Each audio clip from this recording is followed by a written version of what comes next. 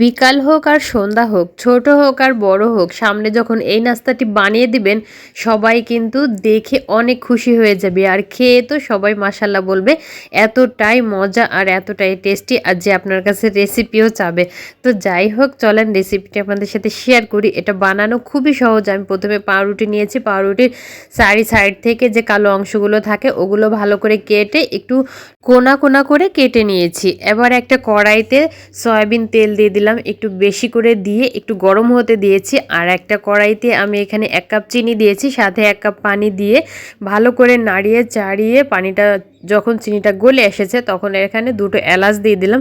দিয়ে এটাকে 2 থেকে 3 মিনিটের মতো জাল করে নিয়ে আমি চুলার আঁচটা অফ করে দিয়েছি। আর এই যে শিরাটা তৈরি হয়েছে কিনা সেটা বোঝার উপায় একটাই, এই যে এভাবে হাতে নিয়ে দেখবেন যে একটা দাগের মতো আসছে কিনা, তাহলে বুঝবেন যে পানি আর চিনির পরিমাণটা একেবারেই ঠিক আছে।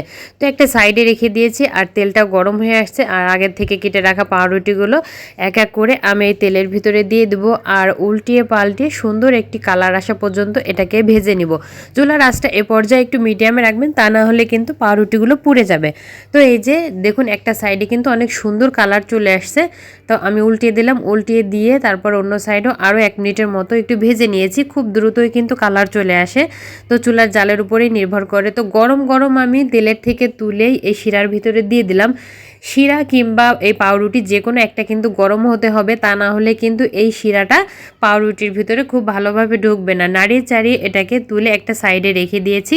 অন্য একটা কড়াইতে 1 চামচ ঘি দিয়ে ঘিটা গরম হয়ে আসলে কিছুটা বাদাম, কাঠবাদাম, কাজু বাদাম আর কিশমিশ দিয়ে দিয়েছি। আপনার হাতের কাছে যে বাদাম থাকে সাথে কিশমিশ দিয়ে এটাকে ভালো করে ভেজে নিয়েছি। কিশমিশটা যখন এরকম ফুলে উঠেছে ঠিক সে পর্যায়ে আমি এটাকে ভাজাটা অফ করে দিয়ে ভালো করে তুলে নিয়েছি সবটুকু। তারপর এখানে 1/2 লিটার মতো তরল দুধ আমি দিয়ে দিলাম, সাথে পরিমাণ মতো চিনি দিয়েছি। এখন ভালো করে এটাকে নাড়ে চেড়ে আমি জাল করে নেব দুধটা ঘন হয়ে আসা পর্যন্ত। তো 5 মিনিট জাল করার পরে আগে থেকে যে কিশমিশ বাদামটা আমি ভেজে রেখেছিলাম সেটা দিয়ে দিলাম। দিয়ে এখন এটাকে খুব ভালোভাবে একটু ঘন হওয়া পর্যন্ত জাল করে নিতে হবে। তারপরে যে আগে থেকে যে পাউরুটিগুলো ভেজে রেখেছি খুব সুন্দর করে আমি একটু সাজিয়ে নিয়েছি। আপনারা চাইলে এমনিতেও রাখতে পারেন। তার উপরে এই যে সেই দুধ আর বাদাম কিশমিশ যে জাল করে নিয়েছিলাম সেটা গরম গরম দিয়ে দিলাম, যাতে এই মিশ্রণটা খুব ভালোভাবে পাউরুটিটা শুষে নেয়। তো এই যে আমি উপর থেকে আরও কিছুটা বাদাম আর কিশমিশ দিয়ে একটু সাজিয়ে দিয়েছি। দেখতে যতটা লোভনীয় লাগছে, খেতে কিন্তু মাশাল্লাহ তার থেকে অনেক বেশি মজা হয়েছে আর এটা দেখতে অনেক বেশি সুন্দর।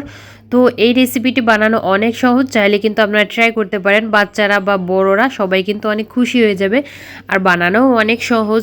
রেসিপিটি যদি ভালো লাগে তাহলে অবশ্যই লাইক, শেয়ার ও কমেন্ট করতে ভুলবেন না। আর হ্যাঁ, যারা আমার পেজে নতুন অবশ্যই একটা ফলো দিয়ে যাবেন। সবাই ভালো থাকবেন। আল্লাহ হাফেজ।